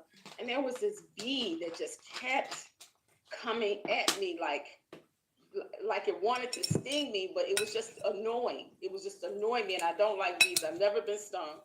So I kept swatting it to kind of go away, not to hurt it, but to push it away. And I was like, why does this bee keep coming at me? And the young lady said, they're dying. That's why they're so vengeful. It's because they're dying. So it seemed like as immediately as she said it, I began to understand the thing about the system. The system is falling at such a rapid rate, is using anything and everything that it can to stay in power. But it's no longer in power. It's already out of power. It was out of power after the 400 years was up. No more power. Yep. So now it's just living on life support. And I'm still going around the mulberry bush to bring you to an end. The understanding that we must have is Father gave us dominion over the land, right? The land that Esau built their land on top of. That's the land he gave us dominion over. That's right. Esau built streets and houses on top of concrete and all kinds of stuff. Father gave us the land up under that. Now saying that you are to be building your own place on your own land. This is where we're supposed to be doing. But because the power is fallen, nobody had rights to anything because they created such a lie in paperwork that all the rights belong to them anyway. So that's how easily they can come in and take from us. They right now can take anybody's home. They can take it because when we signed those documents, it was under false pretenses. Those things were given but taken away at the same time. You're literally were a renter, even though you thought you were paying mortgage. So having said that, a lot of times when they are dying and they go crazy. They start doing crazy stuff. But Father always have a loophole, a way of escape. I call it the back door to run out of. He always has that. And Julia knows for herself that he has given her a back door because she did not sign paperwork and they did not do their stuff correct. And she knows that. So no matter what happens, in the end, all will be restored the same way it was restored to Job. All will be restored. It's not given to the swift. It's given to the one who endures. We have to endure because that's what Father is looking at. He's not looking at the fact that something was taken away, because if he allowed it, there you go. then there was a purpose. There you go. It may not be the purpose that we want to go through, but there was a purpose. And I'm not belittling anything that anybody has to go through. The Father is making a great person out of you, a great people out of us. He's making a great Job out of some of you. But some of you are on this very platform are going through the most grievous things that you could ever go through. And all of it has to do with theft. All of it has to do with that. They've been stealing from the beginning of time. It just happened to meet us. We already, and I'm talking about face support, because they've been stealing from us when we didn't know they were stealing from us. Bam. When you got the knowledge and the understanding of how they're stealing, then it made it even worse. It made it even worse. So I just want to say, all will be well in the end. You must trust Yah in the process. That's the key. He understands, he knows, he's not deaf, nor is he blind. And in the book of Psalms, he says, they're laughing, but I'm going to get the last laugh. That's it. So I just say, hold your peace and let him fight your battles. That's what you do. But in the meantime, get wisdom, get knowledge, and all thy getting, get understanding. Because understanding will keep thee. That's right. That's my wife talking there, y'all. But with Joanne, wait a minute, hold on, Cass. Let me finish. Let me come back with after Joanne. You coming in a few moments. To go with what Joanne just said, and this is what's going on right now with a lot of our people that's in this group on the broadcast and things that's happening in the world today. A lot of stuff that's happening right now, and this is coming straight out the scripture, and a lot of people don't even realize it. But from verse 9, 8, 9, and 10 of Daniel chapter 12, I have to reiterate this because I have to do it to let people understand where we are and what's going on, what's happened to Julia, what's happened to my brother Barack, what has happened to my sister Nicole, what has happened to my sister Ronnie, and many other people that things have happened to. Right here, it says verse 8. And I heard, this is Daniel, and I heard, but I understood not. Then said I, O my Yah, O my Lord, O my Yah, what shall be the end of these things? And what did the Creator say? And he said, go thy way, Daniel, for the words are closed up and sealed. See, at the time of Daniel, the Creator gave him information through the books, through all the books of Daniel. And then he said, he closed everything up because a lot of stuff was prophesied. So everything is sealed. He said what? For the words are closed up and sealed till the time of the end, which is where we at right now. Then it says, many shall be purified. This is what's going on right now. See, a lot of people on here are being purified. Why? You're being purified right now through the information that you're learning about who you really are, about the contents of what's going on. You're learning your information. Purified in this, and you're being purified through the word. You're being purified. It says, and many shall be purified and made white. That means you'll be cleaned up. Then it says, and tried. This is what y'all going through right now. Sister Julia, you're going through the tried period right now. Brother Barack is going through the tried period right now. A lot of our people are being tried. I went through my trial period. I don't know if I'm gonna go through any more, but I went through my 8 court cases and won them all. I've been going through on which is tomorrow night. I've been going through sovereign testimony just to show people that the sovereign stuff is real, that the information is really real compared with what the system is trying to scare people from, trying to show them facts. And I put facts out there, witnesses, facts, and everything else to show you the difference. But you're going to be tried. You got to be tried because you got to pave the way. And that's what you're going through right now, Julia, and majority of the people that have done the things they've done. Yes. You're going through the trying times right now. And it says, but the wicked shall do wickedly. Guess who the wicked is? The system that's coming against you. Well, who the people that you call the devil, they just none but the wicked people. They just wicked. You can call them devil, but don't give them the energy. Just be thankful that the Creator is showing you, let you understand where you at, where you're going, and what you're doing, because you are a pillar of the Creator's doing His will. If you recognize you are a pillar, all you got to do is just thank the Father, let me be a vessel, and let me be your tool so other people can see. No different than all the prophets was. So when they speak and move, you make the move. Then it says, and none of the wicked shall understand. They ain't gonna understand because they're the one that they're doing it against themselves. They ain't gonna understand. But the wise shall understand. Why? Because of where we at right now. What we see. We know the Creator is working for us. The wise, because you're using the wisdom to understand the Creator is allowing you to see these things, to understand what you need to do to bring them down. They're setting their own self up. They setting their own self up for failure. Because they think they're coming against the weak when the weak is the children of the Most High. And even in the New Testament, it said it's better that a man put a rope around his neck and be thrown in the river with the what they call it with a windmill or something like that than to mess with a child of the Most High.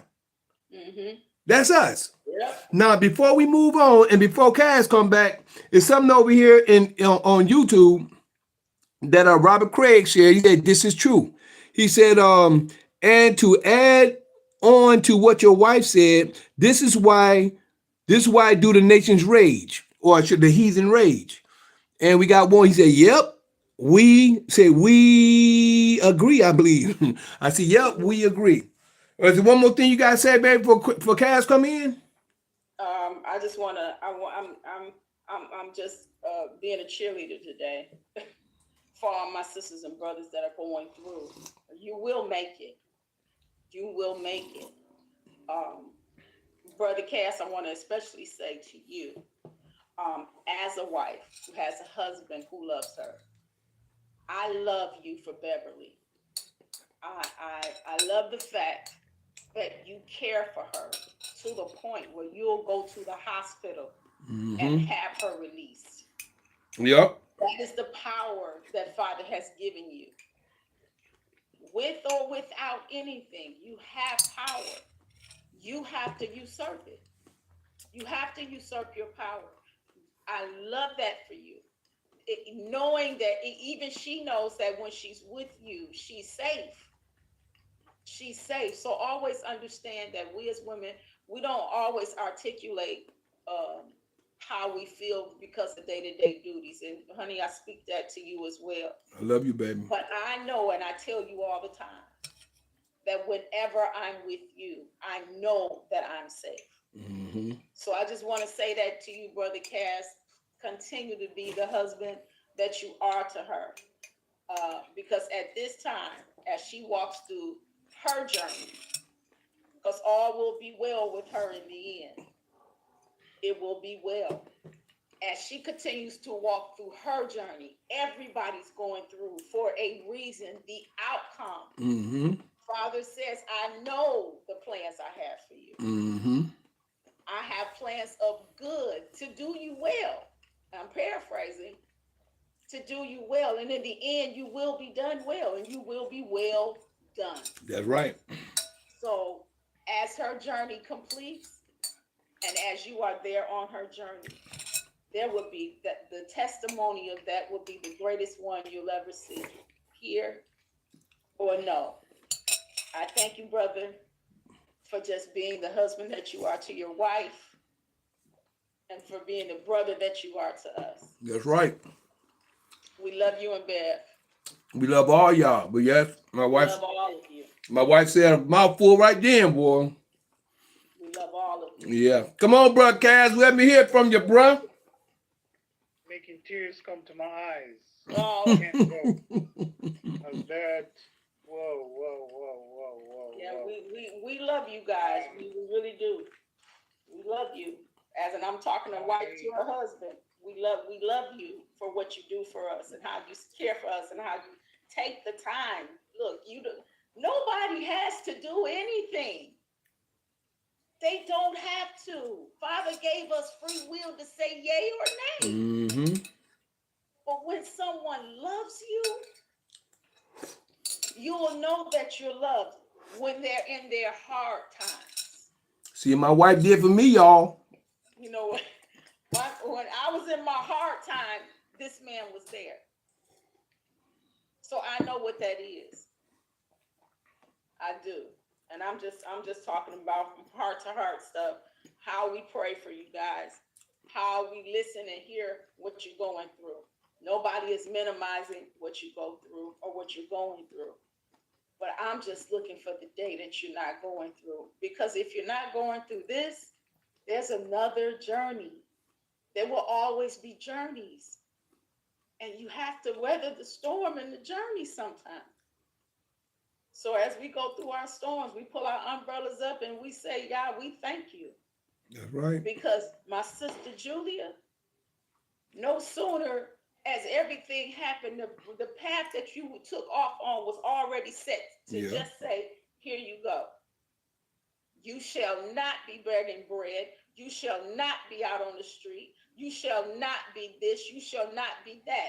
But you shall be what Father called you to be. You're here on purpose, and you're here to do a great and mighty work for him. Fact. And I praise Father for all that you do. He's doing in every one of us. Mm-hmm. Come on, bro, Cass. Sister Joe. I hear you, brother. Boy, oh boy, oh boy. I'm lost now for words. But I do appreciate love all of that. But you know what? It's nothing to do with me. I've just been used.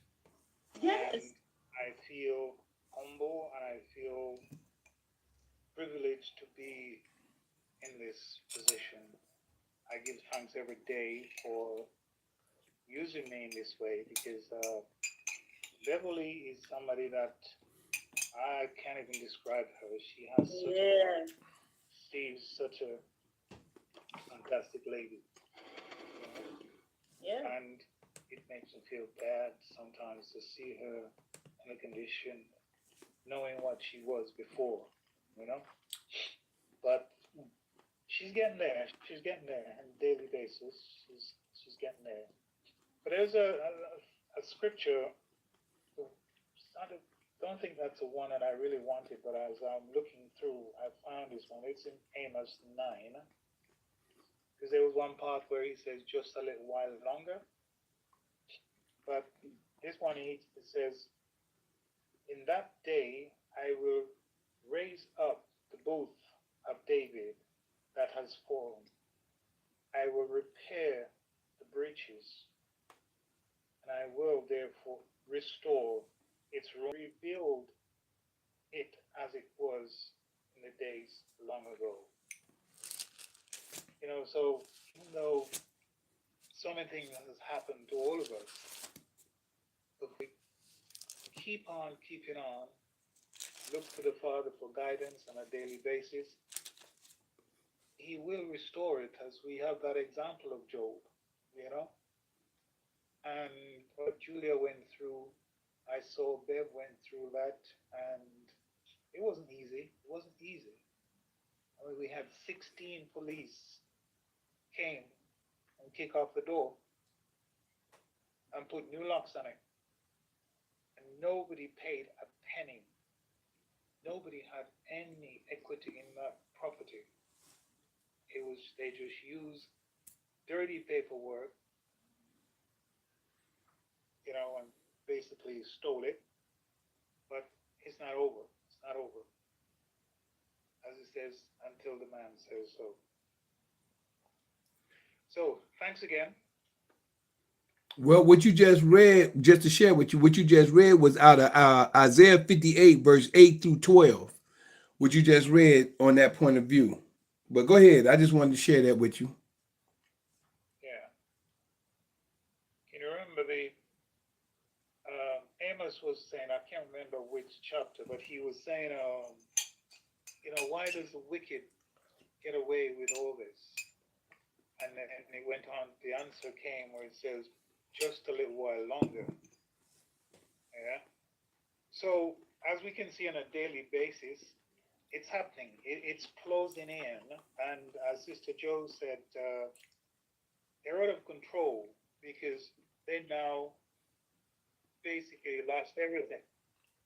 You know, Dr. Handel mentioned a couple of days ago, he says, a lot of you using that funds to build all these underground bunkers. He said, well, guess what? You've just created a tomb for yourself. That's right. Because when those drones are throwing those missiles down there, you won't be coming back. So you're doing me a favor. Thank you. you know. So yeah, we just have to keep on keeping on. Just hold on. Keep up the fight. So thanks again for everyone. Thanks for the comments. It's quite an emotional day today. Oh my God. Well, we appreciate you too, bro. Sister Nicole Bell, is there anything you like to say, my sister, before we go? I was just looking at Isaiah 59, 7 through 8. The wicked, they won't rest. They won't rest. So God, he said, I just seen that it says, they're tossed into the sea. So, I mean, everything right now, what looks bad, it really isn't. We just got to keep that faith in God. It might not happen when we want it to happen, but it's going to happen. We just cannot, like I said, revenge is not ours. That's right. So, everything's going to come to pass. Yeah, There's another point. Any which way it ends, it's going to be good. No matter how we look at it, if we look at it as, if we lose someone or if we gain something, any which way it ends, God ends good. But we don't see it that way because we weren't taught that way. That's We right. were taught a different way. So if we stay with the Almighty, everything is good. Everything is good. That's it. All ends is good with God. Okay. Well, I appreciate Sister Nicole. Sorry. Back from the scriptures we did earlier, I think that was in between 1 and 8. He was talking about Abijah. Despite his failure, Right. God said, allow him to remain for the sake of his grandfather. His father, David. Yeah. So we can look back at this as well, and where it talks about the sins of the father. So if you do bad, he will come back to you. Do good, he will also return to you. So that's another point that I picked out there. And also his grandmother, which was Mahaka. Maaka, yeah. He demoted her basically because of what she was doing. So it takes some courage, and as they would say in the world today, it takes some big heat, to really do the things that Asa. he did. That You mean what Asa did? What Asa took it to, when Asa Yeah. demoted his mother from being queen? Yeah. Yeah. So again, we can see that standing up, steadfast, the Father will do what he does best. That's true. That's it. Thank you. All right, thank you. And I'd like to thank everybody for their comments. And I would like to just add, especially for Joanne, my baby. A lot of time, men and women, we speak different. That's why a lot of time I have put Joanne on the spot, and I did it yesterday as well, not really knowing I did it, but I like for people to hear a woman's point of view compared to a man's. Just like the way she brought out a few moments ago about how I'm just going to say women, not just what she did for you, Cass, and I got you, Sister Miller. Not the way she just did for you, but she was talking about, and from my understanding, Joanne was talking about from a woman's point of view to men's point of view, because she was talking about not only for you, but she was talking about for what she do with me and how men stand up for their wives as we're supposed to. And I love the fact the way that she brought that out, and just to recognize how a lot of things they do for us when we really don't know it, and if we do a lot of things for them, and we do stuff that's just what we do naturally. A lot of a lot of time the women they really appreciate it. We don't know because it's natural to us. We just do what we're supposed to do as men. I'm not talking about these pimps. I'm not talking about these boys. I'm not talking about these players. I'm not talking about them. I'm talking about the men that stand up for their women and do for their women. So I'm talking about that. So before we go, Sister Miller, go ahead and share what you was about to say, my sis. I just also wanted to add one more thing for everyone. Everything that we're all going through is hard. It's because from the beginning, since birth, we were all raised on a lie. Like from the Tooth Fairy, Santa Claus, all of that is just we were raised on lies. Yes, ma'am. So it's just hard to have a different mindset. Like because it's just a lie. Sinning, that's how we became. They've been lying to us all for the lives. And I'm glad you believe that all of the fairy tales are true, and it's not. And I'm glad you shared that, sis, because I want to go with something that you just shared with the end of where we're going to be in a little bit, which is what you just shared is from 19 through 21 of Jeremiah chapter 16. Just when I like give scripture to it, when I hear confirmation, I like give scripture to it. As Jeremiah 16, 19 through 21 says, "O Yah, my strength and my fortress and my refuge." This is after all the hell we go through. And then we're going to be brought back to the land, and they're going to wake us up, and we're all going to be, well, that's part 14 and 15, but I'm not going to read that, but y'all can check that out. Jeremiah chapter 16, if you start at 10, it's talking about everything that's going on now. But what I want to share with you is what Sister Miller just shared. Jeremiah 16, verse 19 through 21 states, "O Yah, my strength and my fortress and my refuge, in the day of affliction," which is what we're going through now. "In the day of affliction, the Gentiles shall come unto thee." That's unto us, the Gentiles. Gonna come unto thee, us, from the ends of the earth. Listen to what's being said. From the ends of the earth, and shall say, the Gentiles gonna say this, and shall say, "Surely our fathers have inherited lies, and vanity, and things wherein there is no profit." Like she just said, all these holidays and things like that, and these Jesus and Christianity and all the stuff that the world has devoured themselves in and trying to go against and go with. What it says again, "The Gentiles shall come unto thee from the ends of the earth, and shall say, Surely our fathers have inherited lies, vanity, and things wherein there is no profit." Verse 20. "Shall a man make gods unto himself, and they are no gods?" What people are doing today. "And there are no gods." 21. "Therefore, behold, I will this once cause them to know." This once, I'm going to cause them to know, I will cause them to know mine hand and my might, which is he doing right now, from his word, by his actions. Therefore, behold, I will this once cause them to know. I will cause them to know my hand and my might, and they shall know that my name is Yah. It says the Lord, but my name is Yah, which is really my name is my word. That's what he's saying.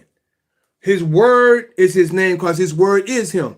If you notice everything he said in the book, as we go through the book, everything he said, even in today's lesson, it says by the word of the prophet Ahiah, what was going to happen with Jeroboam. His whole seed got knocked out. When the Creator spoke, this is how I keep telling people that the word is his name, whether people accept it or not. So this is the end of our beautiful Sabbath meeting and Sabbath day we had. I hope y'all keep coming on the Sabbath, which is on every Sabbath or on the Sabbath day at 12 p.m. noon. This is Sabbath Assembly of the Righteous. This is the righteous coming together because why and how are we righteous? We're doing what the Creator said. He said come together and have a holy convocation, which is right here. And we're in his name, which is in his word. His name is his word is him. So by being in his word and being in his name, and we going through sharing information as we go and build, this is us sharing information and being, as it says, when 2 or 3 are together, the Creator is in the midst thereof. This is where we are. Other than that, I'd like to thank everybody for coming. And also I'd like to share with you that I am that Mikael in Daniel chapter 12, verses 1, 2, 3. Yeah, that's me. Showing the holy people who they're really supposed to be. Waking them out of their dead beds, which is really in their heads. For all of you who's living in the new, this is for you. I'm that same Mikael in Revelations 12, battling that red dragon where Satan dwell, who deceiveth the whole world but prevaileth not, because the horn is blown without a doubt.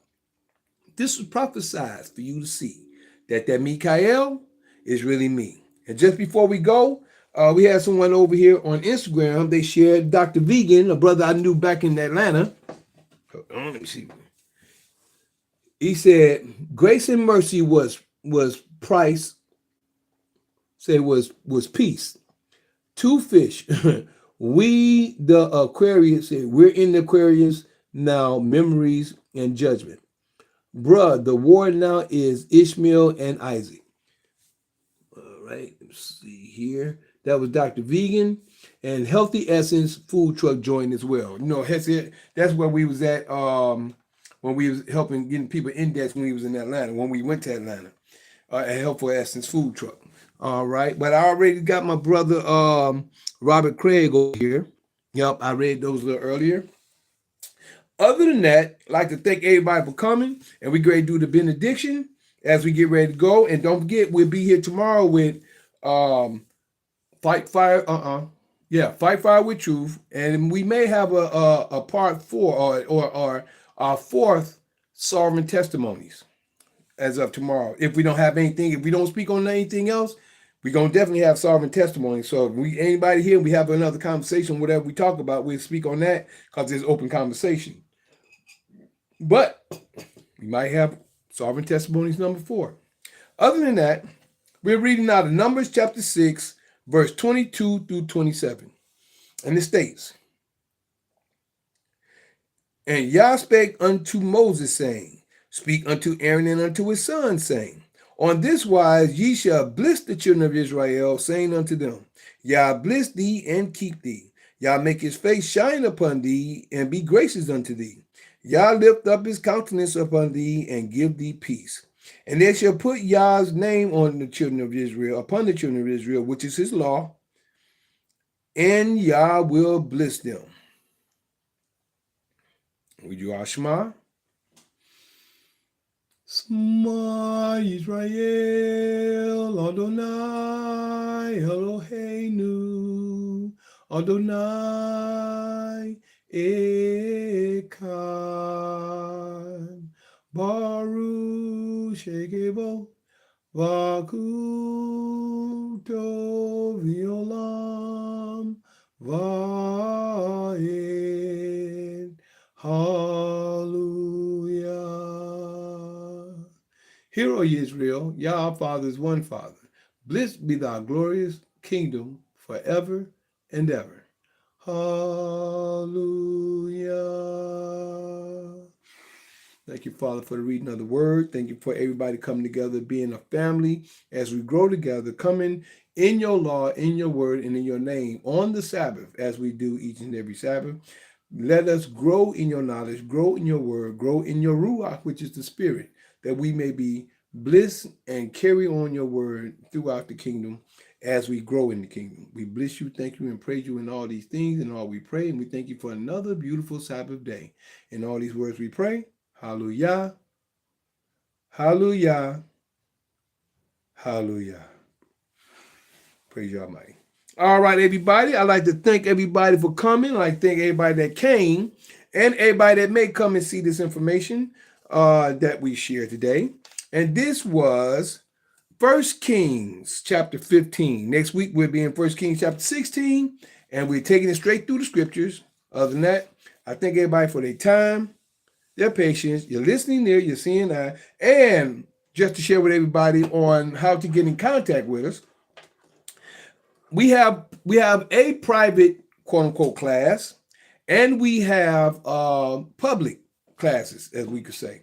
Our private class, just to share with you on our connection, or if you'd like to get in contact with us, we have a Zoom only meeting, which is private, on Tuesdays, and that's every Tuesday at 7:30 a.m. or at 9 p.m. that night, which is after Tuesday, 9 p.m. Eastern time or 7:30 a.m. Eastern time. We're here at it's called Introduction to Sovereign Class of Knowledge. It's called Introduction to Sovereign Class of Knowledge. We're here, and all you have to do is text me your name, number, and email, and then from that point on, the information once you text me your name, number, email, I will share with you the invitations to our Zoom meetings, private and the publics. The Zoom meetings, which I just shared with you, is on Tuesday at 7:30. That's the private, 7:30 a.m. or at 9 p.m. the night after Tuesday. And all you have to do is text me your name, number, and email at 770-572-5315. Again, that's 770-572-5315. Also, you can email me at lkhyym@gmail.com. Again, that's lkhyym@gmail.com. And that way we can get in contact with you, or you can get in contact with us and be able to get in on the Zoom or on the public platforms, right? So that's on Tuesday. Now, just as we're here today on the Sabbath day, it's the Sabbath Assembly of the Righteous. We're here at 12 p.m. noon every Sabbath day, which is beginning of the evening at 12 p.m. noon every Sabbath day, Eastern time. All right? That's Assembly, Sabbath Assembly of the Righteous. Then on tomorrow, like tomorrow night, we have Fight Fire with Truth. That's tomorrow night, which is the night after Sunday at 9 p.m. Eastern. 9 p.m. Eastern, we have Fight Fire with Truth. And we have that right here on Zoom, as well as the public platforms as well. The only one that would be private is Zoom. Zoom is Tuesdays. All the rest would be not only on Zoom, they would be on Facebook, YouTube, and Instagram. They will also be on Facebook, YouTube, and Instagram as well. So, the long version would be on Rumble and Patreon. But again, that's Fight Fire with Truth on the night after Sunday at 9 p.m. Then we have on the night after Monday at 9 p.m., which is people call Monday night, is Mikael's Knowledge of Truth. That's Mikael's Knowledge of Truth on the night after Monday. All right. All that's on Zoom and the private platform, which is Zoom only on Tuesday, and on the public, which is Zoom and Facebook, YouTube, and Instagram. Now, speaking of public, we're here on YouTube on those certain nights. We're here on YouTube, and if you'd like to connect with us on YouTube, I gave you the number. Yeah, good. I'm gonna make sure I gave that number. The 770-572-5315. And I know I gave you the email. But you can connect with us on YouTube and also on X, formerly known as Twitter. On YouTube and also on X, formerly known as Twitter, which you can like, subscribe, and share on YouTube at JuicePro33. Put that in the search engine. That's JuicePro33. That's JuicePro33. All right. That's for YouTube, where you can like, subscribe, and share, and also on X, formerly known as Twitter. And you can also connect with us on Facebook. My Facebook page is Mikael Harris, which is spelled M-I apostrophe Chael space Harris. Again, that's M-I apostrophe Chael space Harris. All right. Now, if you'd like to get in contact with us on Instagram and also on one of my TikToks. That's Instagram and one of my TikToks at L'chaim underscore the juice, which is spelled LKHYYM underscore THEJUICE. Again, that's LKHYYM underscore THEJUICE. That's my Instagram and one of my TikToks.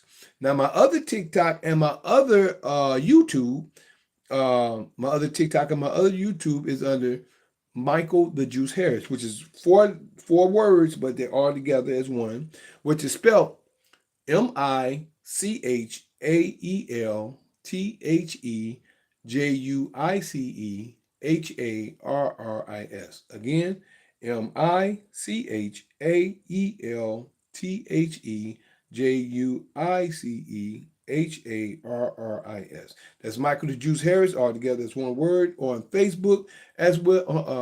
No. On YouTube as well as my other TikTok.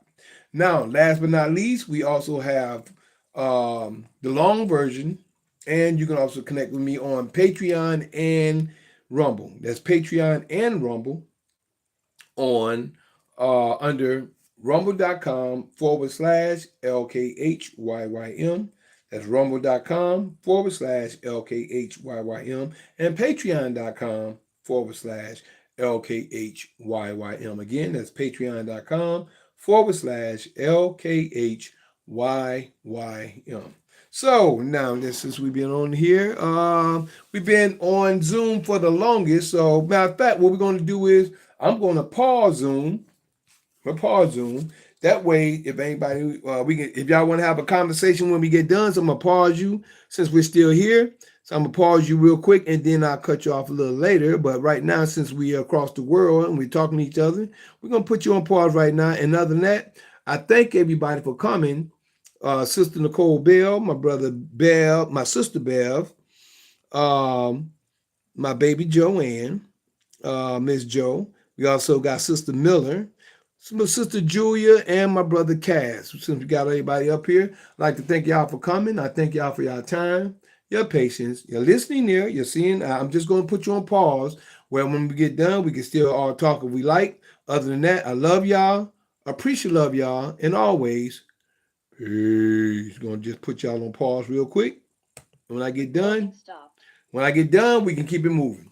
So other than that, now we're just going to say bye over here to YouTube. No, I'm sorry, not YouTube. Facebook. Because don't look like nobody's here, but I thank everybody for coming, did come in part one. And it may be here now, they may be looking that I can't see. Other than that, I thank you for your time, your patience, your listening ear, and your seeing eye. Appreciate, love you. See you soon, and always. Peace. Alrighty. That's part 3 for you. And for Instagram, I thank you for your time, your patience, your listening ear, and your seeing eye. Appreciate, love you. See you soon and always. Peace.